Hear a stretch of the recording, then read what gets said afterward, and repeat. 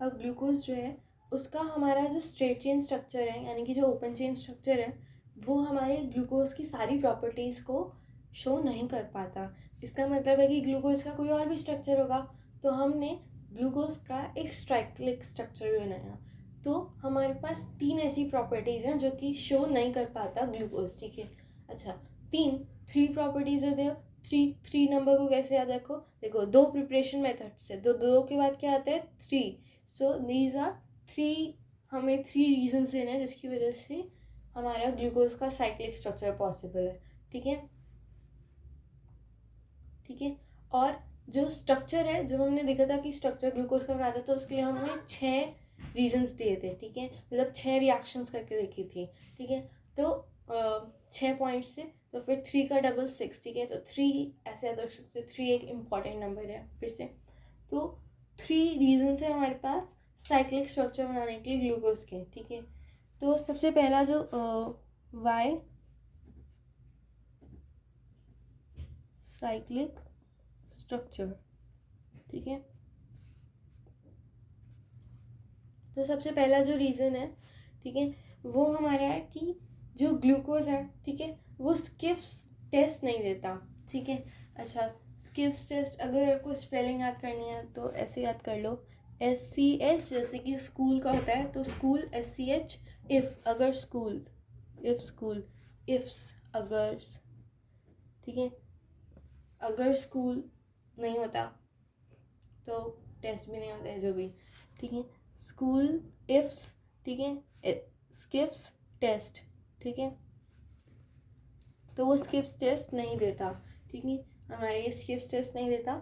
और ये जो हमारा है ये NHSO3 के साथ इसको हाइड्रोजन सल्फाइड बनाना चाहिए, पर ये हाइड्रोजन सल्फाइड का जो एडिशन प्रोडक्ट है वो भी नहीं देता, ठीक है, किसके साथ। तो it does not form hydrogen sulfide addition product with NHSO4, तो NaHSO3, सॉरी NaHSO3 है, ठीक है। इसके साथ वो हाइड्रोजन सल्फाइड एडिशन प्रोडक्ट नहीं बनाता, ठीक है। ये बात रखना, ये आइट है, ठीक है। ये बहुत कंफ्यूजिंग होते हैं, हाइड्रोजन सल्फेट, सल्फोनेट, पता नहीं बहुत सारे होते हैं, ठीक है। तो ये आइट है, ठीक है, ये आई है, ये फर्स्ट मेथड है, ये आई है, फर्स्ट मेथड 1 आई, ठीक है। तो ये भी नहीं देता ये, ठीक है। दूसरा पॉइंट है कि जो पेंटा एसीटेट है ग्लूकोज का, वो रिएक्ट नहीं करता हाइड्रोक्सिल अमीन से, ठीक है। जब हमने देखा था ग्लूकोज तो हमारा रिएक्ट कर गया था हाइड्रोक्सिल अमीन से, पर पेंटा एसीटेट जो है वो रिएक्ट नहीं करता, ठीक है। इसका मतलब है कि हमारे पास CHO ग्रुप की फ्री CHO ग्रुप हमारे पास नहीं है, ठीक है। तो penta acetate of glucose do not react with, sorry, penta acetate of glucose do not react with hydroxylamine, ठीक है। तो ऐसे याद कर लो कि NH2OH के साथ पेंटा एसीटेट यानी कि जो भी ऐसे लिख लेते हैं पेंटा एसीटेट, ठीक है, ये रिएक्शन शो नहीं करता, ठीक है। इसका मतलब कि यहाँ पर फ्री CHO ग्रुप नहीं है, ठीक है। ग्लूकोज पेंटा एसीटेट तो पता है ना, यही है CHO, फिर CH, फिर OC डबल बॉन्ड OCH3, फिर वो, ठीक है। तो हमारा ये दूसरा हो गया। अब हमारा तीसरा आखिरी मेथड, इसके जो है वो 2 क्रिस्टलाइन फॉर्म्स हैं, ठीक है। कितने फॉर्म्स हैं इसके, 2 क्रिस्टलाइन फॉर्म्स हैं, ठीक है। 2 डिफरेंट क्रिस्टलाइन फॉर्म्स,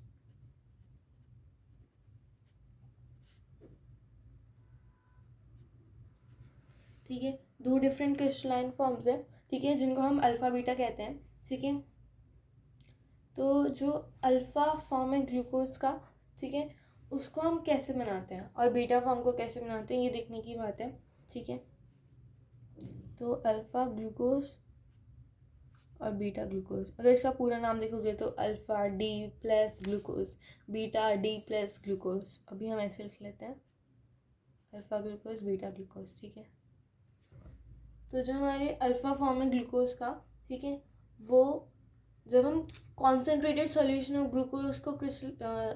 ग्लूकोज को हम लेते हैं, ठीक है, और उसको हम क्रिस्टलाइज करते हैं, तो फिर हमें अल्फ़ा फॉर्म ऑफ ग्लूकोज मिलता है, ठीक है। तो कॉन्सेंट्रेटेड सॉल्यूशन लिया हमने, ठीक है,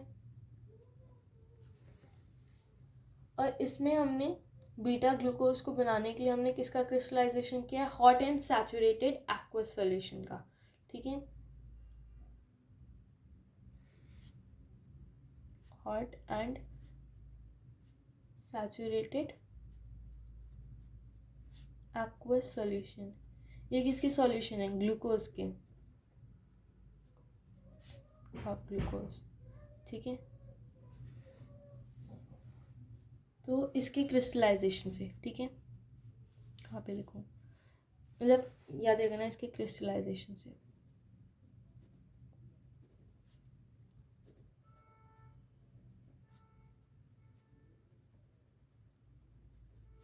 ठीक है, इसके क्रिस्टलाइजेशन से। अच्छा, अब जो अल्फ़ा ग्लूकोज है वो हमें जो टेम्परेचर पे मिलता है, ठीक है, जो हमें टेम्परेचर में मिलता है वो 303 केल्विन पे मिलता है, ठीक है, 303 केल्विन। अब इसको याद करने का दो तरीका है। एक तो 303 केल्विन 273 के बहुत पास है, तो वो लगभग मतलब कि 273 में 25 ऐड कर दो, ठीक है, तो 298 के बहुत पास है, ठीक है। तो 298 केल्विन क्या होता है? रूम टेम्परेचर, तो रूम टेम्परेचर के बहुत पास है। या फिर ऐसे याद कर लो कि ये हमारा तीसरा पॉइंट है, इसीलिए 303 केल्विन, ठीक है। ये हमारा कौन सा पॉइंट है? तीसरा, 303 केल्विन, ठीक है। अब जो हमारा बीटा ग्लूकोज है वो हमें कौन से टेम्परेचर में मिलेगा? वो हमें 371 केल्विन पे मिलेगा, ठीक है। इससे हमारा लगभग 70 केल्विन्स ज़्यादा है, ठीक है, लगभग 70 डिग्री सेल्सियस भी कह सकते हैं, जो भी, ठीक है। तो ये हमारा इससे 70 डिग्री सेल्सियस ज़्यादा है, ठीक है। 7 is what? 7 is like this, 7 is right, ठीक है। तो बीटा ग्लूकोज जो है वो 371 केल्विन ज़्यादा है, ठीक है। बीटा ग्लूकोज मतलब बाद में आता है, बाद में कितना? एक टिक के बाद आएगा, ठीक है। हमने अल्फ़ा ग्लूकोज पे एक टिक लगाया, उसके बाद तो टिक के बाद आया तो 71, ठीक है। टिक मतलब ये कुछ मतलब आपको पता चलिए ना, ये कुछ टिक है, ठीक है। तो टिक को हम ऐसे को हम 7 भी कहते हैं, ठीक है, लाइक दिस, जो भी, okay. So these are the 3 reasons why we need cyclic structure of glucose. Okay, now let's move on to how do we make the cyclic structures of glucose. Okay, so firstly सबसे पहले हम लिख लेते हैं open chain structure CHO। फिर यहाँ पे हमारे पास आ गया, मतलब कि सॉरी, ठीक है, यहाँ पे नीचे CH2OH, यहाँ पे 4 लाइन्स, ठीक है। फिर यहाँ पे देखो ऊपर से O, ठीक है, फिर बाकी सब जगह लगी, फिर OH, H, यहाँ पे OH, H, यहाँ पे H, ठीक है, लगी यहाँ पे OH है और H किधर है? जो सेकंड वाले पे, यहाँ से, ठीक है। अब यहाँ पे क्या होगा? यहाँ पे जो हमारा ये वाला जो O है, इसके जो लोन पे है वो जाएंगे, इसको ऐसे लिख लेते हैं, ठीक है। एक तरफ H है और एक तरफ डबल बॉन्ड O है, तो ये जो ऑक्सीजन है, ठीक है, ये ऑक्सीजन अपने जो लोन पेयर हैं वो इस वाले कार्बन को दे देगा, और ये वाला जो कार्बन है वो क्या करेगा? ये जो ऑक्सीजन है उस पर ये मतलब कि ये बॉन्ड पेयर के इलेक्ट्रॉन्स ऑक्सीजन अपनी तरफ खींच लेगा, और फिर ऑक्सीजन के पास नेगेटिव चार्ज हो जाएगा, और यहाँ पे इस वाले ऑक्सीजन के पास पॉजिटिव चार्ज था, वो H को इसे दे देगा, ठीक है। तो बेसिक हमारे पास ये जो स्ट्रक्चर्स हैं, 2 स्ट्रक्चर्स बनेंगे, ठीक है, देख लेते हैं।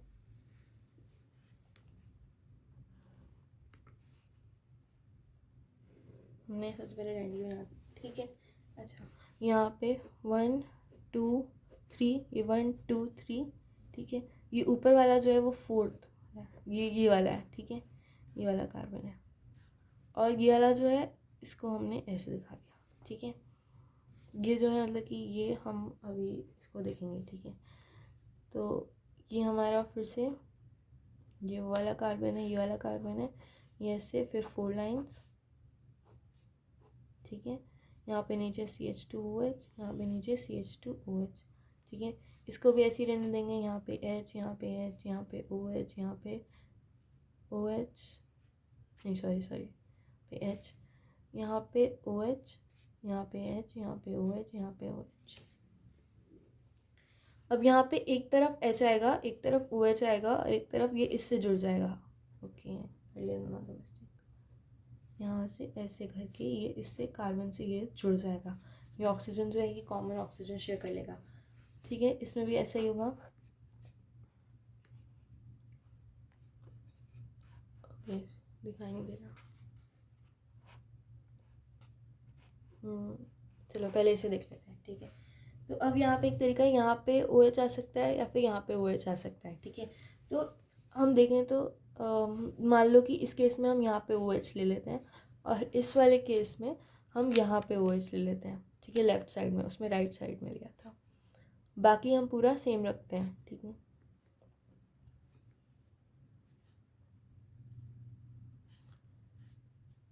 ठीक है, तो ये हमारा सेम है, यहाँ पे H आ गया, ठीक है।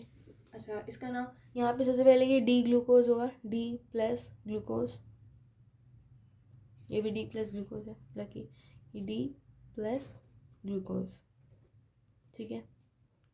अब हमें पता लगाना है ये अल्फा है या बीटा है, ठीक है। अब देखो फर्स्ट कार्बन, यहाँ पे जो चेंज है वो फर्स्ट कार्बन पे है, ठीक है। इसमें जो फर्स्ट कार्बन है उसके हमारे पास राइट साइड में OH है, और यहाँ पे लेफ्ट साइड में OH है, ठीक है।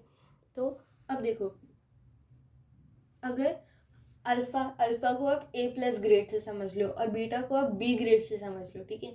हमें A प्लस ग्रेड तब मिलता है जब सब कुछ राइट हो। तो D मतलब कि लास्ट में OH जो है वो राइट पे होता है, प्लस मतलब कि राइट तरफ घुमाएगा ऑप्टिकली एक्टिव लाइट को, और ये जो कार्बन है इसमें OH राइट में है, ठीक है। तो इसमें सब कुछ राइट में है, तो अल्फ़ा मतलब A ग्रेड, अच्छे मार्क्स मिले, ठीक है। इसमें क्या हुआ, इसमें हमारा D है, मतलब कि लास्ट वाला जो कार्बन है यहाँ पे OH होगा इसके, जो कि इसमें होता है, ठीक है।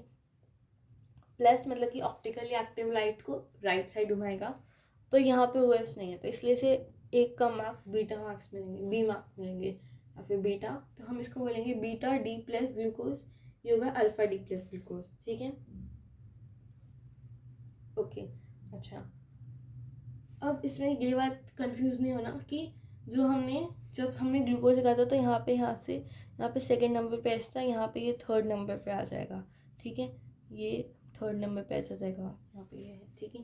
इस वजह से मैंने वो ओ बताया था आपको, ठीक है, कि जो ग्लूकोज है उसका फर्स्ट यहाँ पे O फिर H, तो आपको O बनाना है या फिर OH बनाना है आपको, ठीक है।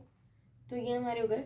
अब ये जो कार्बन, ये दोनों मॉलिक्यूल्स हैं, ठीक है, ये दोनों मॉलिक्यूल्स हमारे जो है इनमें सिर्फ कार्बन नंबर 1 पे ही चेंज है, ठीक है। और वो भी चेंज कैसा है, वो भी बस ये चेंज है कि एक तरफ H है एक तरफ OH है, तो ये दोनों ही मतलब कि लगभग ये दोनों सेम से हैं, ठीक है।